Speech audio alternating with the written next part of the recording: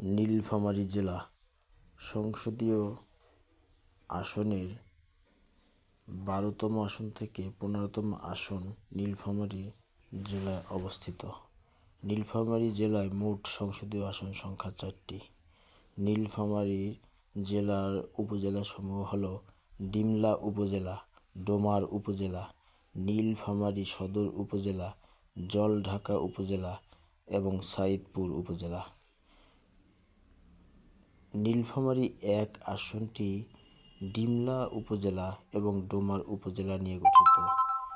সংসদীয় আসনের 12তম আসন নীলফামারী 1 আসনটি নিয়ে গঠিত। নীলফামারী 2 আসনটি একটি মাত্র উপজেলা নীলফামারী সদর উপজেলা নিয়ে গঠিত। নীলফামারী 2 আসনটি সংসদীয় আসনের 13তম আসন নিয়ে গঠিত। নীলফামারী 3 একটি মাত্র উপজেলা জলঢাকা উপজেলা নিয়ে গঠিত। সংসদীয় আসনের 14তম আসনটি নীলফামারী 3 আসন নিয়ে গঠিত। সংসদীয় আসনের 15তম আসনটি নীলফামারী 4 আসন নিয়ে গঠিত।